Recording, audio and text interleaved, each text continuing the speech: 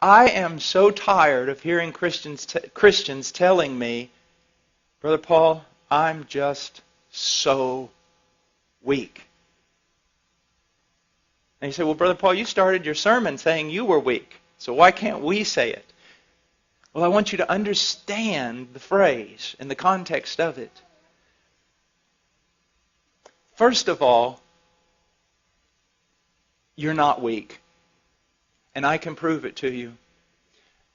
In the last week, W-E-E-K, how much time did you spend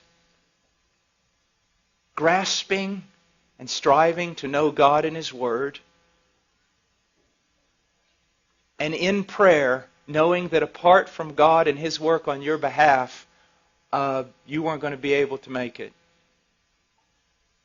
Oh, see, it's really easy to say, I'm so weak. Your problem is not that you're so weak. Your problem is that you think you're strong. And I can prove it by just looking at your devotional life. Do you see? Our problem is not that we're too weak. Our problem is that we do not recognize our weakness. Do you see that? That's why the men and women that have been most used of God throughout Christian history seem to have only one thing in common, a recognition of their weakness. Now, here's what I want to show you, and it's so, so important. Weakness is not a hindrance to power. Weakness is the catalyst to spiritual power. The problem is wrong response. So first of all, you need to recognize something. Everybody's weak. Everything that is demanded of you in the New Testament is absolutely impossible for the natural man. There you go.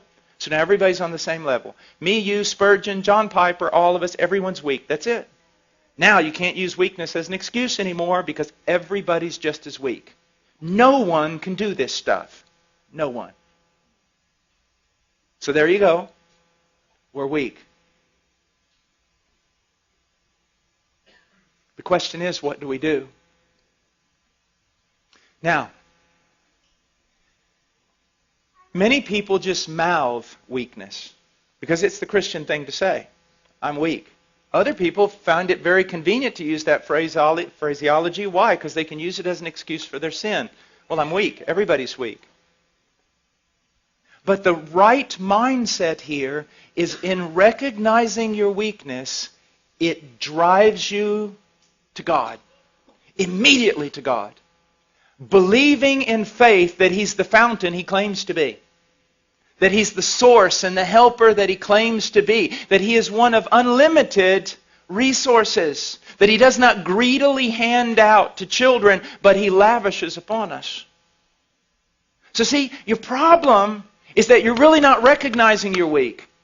Or you recognize you're weak, but you just stay there in your weakness. The thing is, your weakness ought to drive you to God every time. But here's the problem. Let's enter in with your heart condemning you and Satan helping your heart condemn you. See, I have found so many people. I saw someone last night and I dealt a long time with them. Precious little girl. She recognized her weakness. She recognized her frailty. She recognized her sin. She recognized there were some things in her life she couldn't overcome right now. But here was her problem. She would see her sin, and because of the work of the devil and sometimes our own heart condemning us, she would put herself in the penalty box every time that she sinned. Well, you can't go to God right now.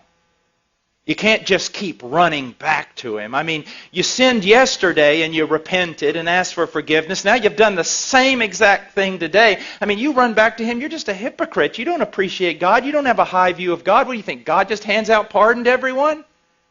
And isn't that what we do? And isn't that what we think?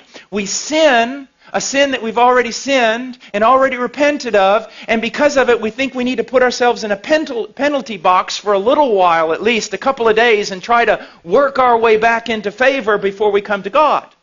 Because if we think, actually, you mean if I go back every time I do this, just immediately, not only going back and asking for forgiveness, but expecting forgiveness, isn't that hypocrisy? Isn't that a low view of God? Isn't that treating God as a forgiveness machine? No, it's being biblical. It's what poverty of spirit is supposed to do to us. Now again, I'm not preaching this, hopefully, to unconverted church people who are going to say, wow, if God's that good, I'll sin all the time and just go back and ask for forgiveness. Hopefully I'm not talking to people like that. Hopefully I'm talking to genuine Christians who really want to be something they are not yet. But when they find themselves frail and they find themselves weak and they find themselves sinning the same sin, they kind of huddle over here and wait. Maybe read their Bible a few days, pray some more, show God they're really sincere before they run over there and actually try to get some forgiveness. No! One of the great joys of my life is when I discovered that the moment I sin the sin I always sin, my first response ought to be to latch a hold of Christ. And not beggarly, not thinking, oh, here I am, you ought to strike me down. But no, I latch a hold of Christ saying, I believe your promises. I am in a different realm. I am free. I am a saint. I've been moved out of Adam and condemnation and law. All of it was paid for on that tree. When He died, He knew all of it. He forgave all of it. I'm free. It's absolutely spectacular.